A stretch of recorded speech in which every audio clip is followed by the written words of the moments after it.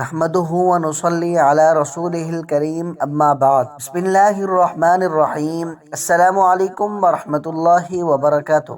ماہ شعبان کی فضیلت، شعبان کے پہلے جمعہ کی فضیلت، ماہ شعبان کے پہلے جمعہ کی وہ فضیلتیں جو کم ہی لوگ جانتے ہیں۔ شعبان کے پہلے جمعہ کا دن کرنے والا وظیفہ۔ اگر آپ کسی مصیبت میں گرفتار ہیں، اگر آپ کو کوئی پریشانی ہے، کوئی بیماری ہے، بچوں کی شادی کا مسئلہ ہے، جادو جنات کا سایہ ہے، یا کوئی بندش کی گئی ہے، کاروبار یا روزگار کے کوئی مسائل ہیں، قرض کا بوجھ ہے، کوئی گھریلو ناچاکیاں ہیں، اولاد نافرمان ہے، تو شعبان کے پہلے جمعہ کے دن آپ یہ عمل اور اس ویڈیو میں بتایا گیا وظیفہ ضرور پڑھیں، اور اس کے بعد اللہ کے حضور گڑ گڑا کر خشوع خضوع کے ساتھ، نہایت عاجزی کے ساتھ اپنی دعائیں اللہ رب العزت کی بارگاہ میں پیش کریں۔ انشاءاللہ تعالی اللہ پاک آپ کو ہر وہ چیز عطا کریں گے جس کی آپ خواہش رکھتے ہیں۔ محترم ناظرین، اللہ پاک نے جو ہمیں زندگی عطا کی ہے، بروز قیامت اس کے ایک ایک لمحے کا،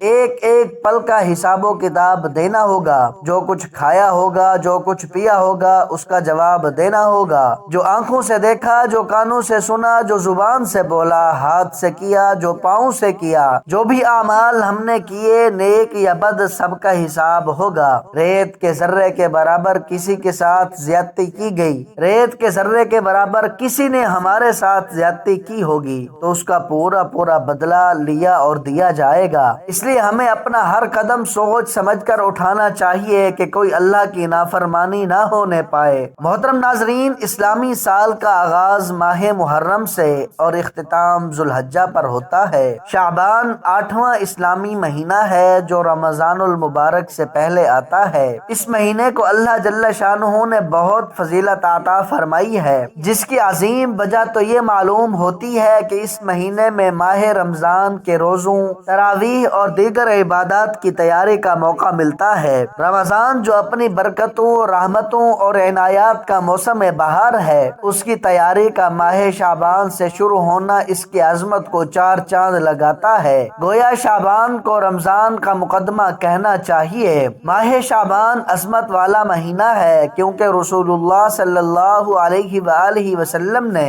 اس میں خصوصیت سے برکت کی دعا فرمائی ہے۔ حضرت انس رضی اللہ تعالی عنہ فرماتے ہیں، جب رجب کا مہینہ آتا تو رسول اللہ صلی اللہ علیہ وسلم یہ دعا فرماتے تھے، اے اللہ ہمارے لیے رجب اور شعبان میں برکت عطا فرما اور ہمیں رمضان کے مہینے تک پہنچا۔ چونکہ یہ رمضان کا مقدمہ ہے، اس لیے اس میں رمضان کے استقبال کے لیے تیاری کی جاتی ہے۔ خود رسول اللہ صلی اللہ علیہ وسلم نے اس مہینے میں رمضان کی تیاری اور ترغیب دی ہے۔ حضرت انس بن مالک رضی اللہ تعالی عنہ روایت کرتے ہیں کہ ماہ رجب کی آمد پر رسول اللہ صلی اللہ علیہ وسلم یوں فرمایا کرتے تھے کہ اللہ ہمارے لیے رجب اور شعبان میں برکتیں نازل فرما اور رمضان ہمیں نصیب فرما۔ ماہ شعبان کی فضیلت و برکت کا اس عمل سے بھی اندازہ لگایا جا سکتا ہے کہ اس مہینے میں بندوں کے اعمال اللہ جل شانہ کے حضور پیش کیے جاتے ہیں۔ حضرت اسامہ بن زید رضی اللہ تعالی عنہ نے بیان کیا ہے کہ میں نے رسول اللہ صلی اللہ علیہ وسلم کی خدمت اقدس میں عرض کیا، یا رسول اللہ صلی اللہ علیہ وسلم،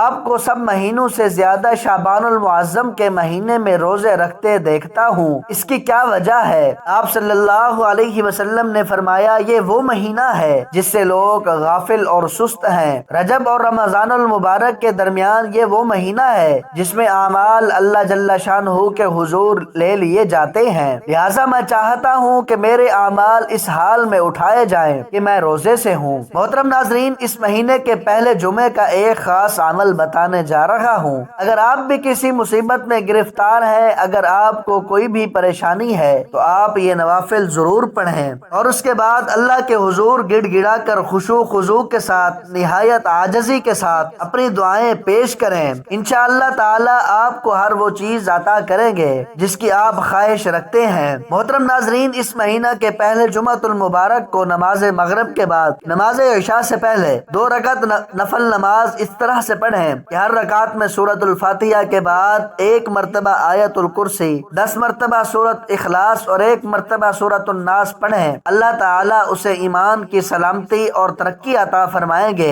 اور اس کے بعد آپ جو بھی دعا کریں گے انشاءاللہ اللہ تعالی آپ کی دعا ضرور قبول ہوگی۔ جس خواہش کے لیے آپ دعا کریں گے وہ خواہش آپ کی انشاءاللہ ضرور پوری ہوگی۔ محترم ناظرین، اس ماہ میں ایک رات ایسی آتی ہے جو کہ بہت ہی برکتوں والی رات ہے، جس کو شب برات کے نام سے یاد کیا جاتا ہے۔ بدقسمتی کی بات ہے کہ برکت و سعادت کے باوجود ہم یہ مقدس رات بھی توہمات اور فضول ہندوانہ رسمات کی نظر کر دیتے ہیں۔ اس رات میں افراط و تفریط کا شکار ہو کر اسے کھیل کود میں گزار دیتے ہیں۔ ذلت اور رسوائی، بد امنی، خوف و دہشت گردی اور بے برکتی کی زندگی بسر کر رہی ہے۔ اس سے نجات کی ایک ہی راہ ہے، یہ ساری قوم اجتماعی طور پر اللہ تعالیٰ کی بارگاہ میں مغفرت طلب کرے اور اس رات کو شب توبہ اور شب دعا کے طور پر منائے۔ محترم ناظرین، آئیے اس غفار رحمان اور رحیم کی بارگاہ میں ندامت کے آنسو بہائیں اور خلوص دل سے توبہ کریں۔ حسب توفیق تلاوت کلام پاک کریں، رسول اللہ صلی اللہ علیہ وسلم کی ذات اقدس پر ہدیہ درود و سلام پیش کریں، نوافل ادا کریں، خصوصاً صلاۃ توبہ پڑھیں، استغفار اور دیگر مسنون اذکار کے ساتھ دلوں کی زمین میں بوئی جانے والی فصل اختیار کریں اور پھر اسے آنسو کی نہروں سے سیراب کریں، تاکہ رمضان المبارک میں معرفت محبت الہی کی کھیتی اچھی طرح نشو نما پا کر تیار ہو سکے۔ یہ کہنا بے جانا ہوگا کہ شعبان المعظم رمضان المبارک کے ابتدائیہ اور مقدمہ ہے، اور اس میں ہمیں ماہ رمضان کے عبادات کی تیاری کرنی چاہیے۔ حضرت سلمان فارسی رضی اللہ تعالی عنہ سے روایت ہے کہ رسول اللہ صلی اللہ علیہ وسلم نے ہمیں شعبان کے مہینے کی آخری تاریخ میں خطبہ دیا اور فرمایا کہ اے لوگو، تم پر ایک عظمت و برکت والا مہینہ آنے والا ہے۔ پھر آپ صلی اللہ علیہ وسلم نے شب قدر، تراویح، مغفرت باری تعالی اور رمضان میں اہتمام سے کیے جانے والی خصوصی اعمال کا تذکرہ فرمایا۔ شعبان کی فضیلت اس بات سے بھی اجاگر ہوتی ہے کہ آپ صلی اللہ علیہ وسلم اس کے چاند اور اس کی تاریخوں کے حساب کا بھی بہت اہتمام فرماتے تھے۔ حضرت ابو ہریرہ رضی اللہ تعالی عنہ فرماتے ہیں کہ شعبان کے چاند یعنی تاریخوں کو خوب اچھی طرح محفوظ رکھو